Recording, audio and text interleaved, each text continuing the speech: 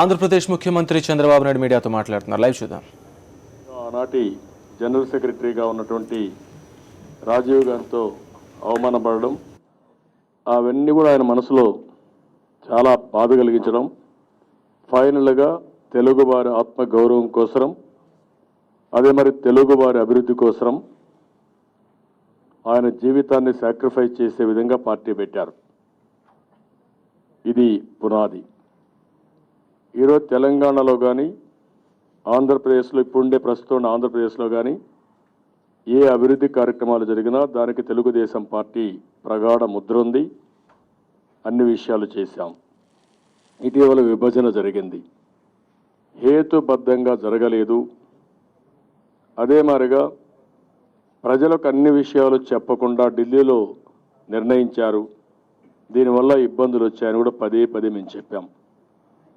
అదే మాదిరిగా నేను 9 సంవత్సరాలు ముఖ్యమంత్రిగా పనిచేసి 10 సంవత్సరాల పొజిషన్ లీడర్గా ఉన్నాం. నాకు కూడా ఏమాత్రం ఏం చేస్తారో చెప్పకుండా యాక్ట్ వచ్చిన తర్వాత అందులో ఏమున్నాయో చూసుకునే పరిస్థితి వచ్చింది. నేను ఆ రోజు యాక్ట్ వస్తానే చాలా స్పష్టంగా చెప్పాను, ఈ యాక్ట్ వల్ల చాలా ఇబ్బందులు ఉన్నాయి, అనవసరంగా కొంతమంది అపోహలు క్రియేట్ చేసే సందర్భాలు వచ్చే పరిస్థితి వస్తూ ఉంది.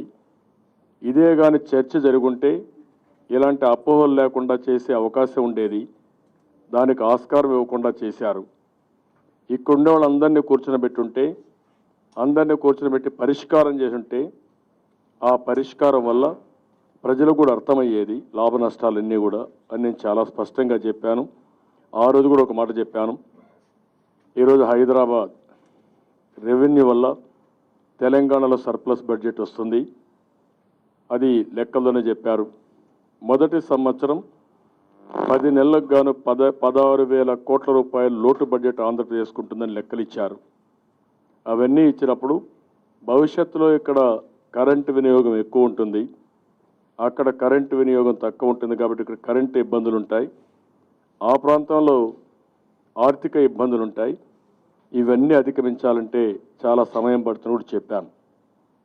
అయితే ఆ రోజు ఇక్కడే టీఆర్ఎస్ నాయకులు చంద్రశేఖరరావు గారు చాలా ఇదిగా మాట్లాడి మేము ఉత్పత్తి చేసుకుంటాం, ఇక్కడే సింగరేణి కాలనీస్ ఉంది, లేకుంటే బొంగలు తీసేపోయి ఛత్తీస్గఢ్ నుంచి నాటుకుంటూ వచ్చి కరెంటు చేస్తాం, ఇలాంటి మాటలన్నీ చెప్పి ప్రజల్ని ఒక విధంగా చెప్పాలంటే మభ్యపెట్టే పరిస్థితికి వచ్చారు.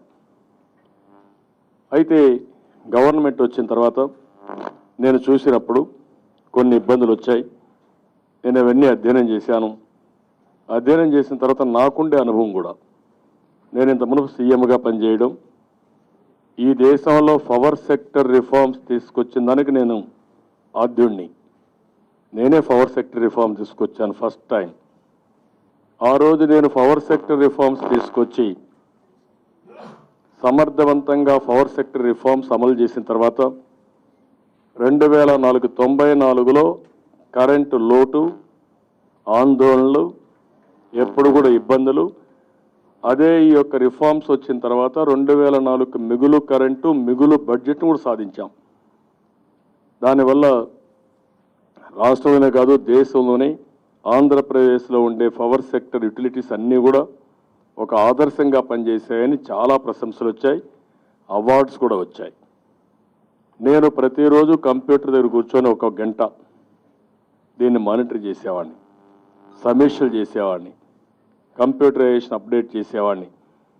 ఏ సిటిజన్ సర్వీస్ ఎంత టైం పడుతుంది, ఏ పవర్ స్టేషన్లో ఎంత కరెంటు ఉత్పత్తి అవుతుంది, టెక్నికల్ లాసెస్, అదే మరి కమర్షియల్ లాసెస్ ఎంతెంత ఉన్నాయి, ఎట్లా ఇవి స్ట్రీమ్లో ఏం చేయాలి అన్నీ కూడా ఆ రోజు చూశాను. మళ్ళీ నేను ముఖ్యమంత్రి అవుతానే ఈ ఇబ్బందులన్నీ ఒకసారి చూసిన తర్వాత నేను డిపార్ట్మెంట్ పిలిపించి వారితో కూడా సమీక్షలు చేసి నేను స్పష్టమైనటువంటి ఆదేశాలు ఇచ్చాను.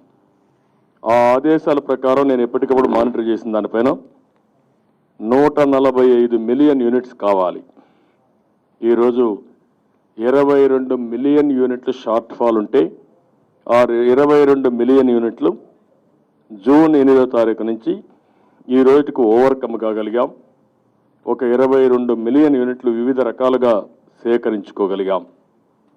ఈరోజు మీరు చూస్తే ఇంటర్ స్టేట్ జనరేషన్ అంటే బయటంతా కొనడం 1677 మిలియన్ యూనిట్స్ కొన్నాం. ఇందులో ₹5 నుంచి ₹5.50 ఇందులో వెచ్చించాం. జూన్లో 240, జూలైలో 372, ఆగస్టులో 465, సెప్టెంబర్లో 600 మిలియన్ యూనిట్లు అంటే మొత్తం కలిసి 1677 మిలియన్ యూనిట్లు. అదే మరి 670 మెగావాట్లు కరెంట్ ఆవరేజ్ను కొన్నాం. అది కూడా ₹5 నుంచి ₹5.50 పెట్టి ఈరోజు 570 మెగావాట్లు కొనడం జరిగింది. ఎక్స్చేంజ్ ద్వారా 400 మిలియన్ యూనిట్స్ కొన్నాం. అంటే 130 మెగావాట్ల కరెంట్ని ₹5.50 నుంచి ₹6 పెట్టి ఎక్స్చేంజ్ ద్వారా కొన్నాం. అప్పటికి కూడా షార్ట్ ఫాల్ వస్తే ఆ పీక్ లోడ్ ఫ్యాక్టర్ కానీ కరెంటు కోత వచ్చినప్పుడు ఇవ్వాలని అది కూడా కొన్నాం.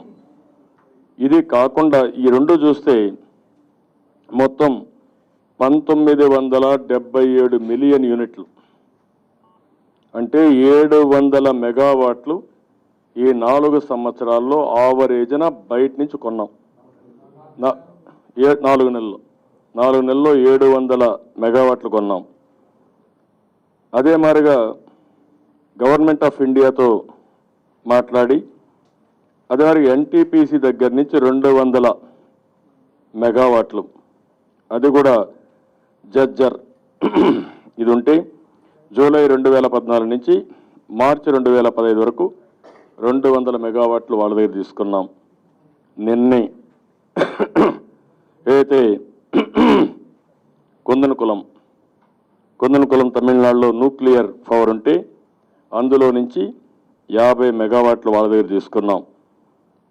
అదే మరిగా మొత్తం మీరు చూస్తే 900 మెగావాట్లు గవర్నమెంట్ ఆఫ్ ఇండియా సహకారంతో కానీ ప్రైవేట్గా కానీ ఎక్స్చేంజ్లో కూడా కొని ఈరోజు 22 మిలియన్ యూనిట్స్ ఫర్ డే ఆవరేజ్న బ్యాలెన్స్ చేసి ఏ విధంగానే సరే పవర్ ఇవ్వడం జరిగింది. ఇది కాకుండా దూరదృష్టితో మళ్ళా ప్లాన్ చేశాం. రాబోయే రోజుల్లో 2015 జూన్ నుంచి మే 2016 వరకు ₹5.70 2,000 మెగావాట్లు మళ్ళా బుక్ చేసుకున్నాం. అంటే రాబోయే జూన్కి ఇప్పుడే బుక్ చేసుకున్నాం.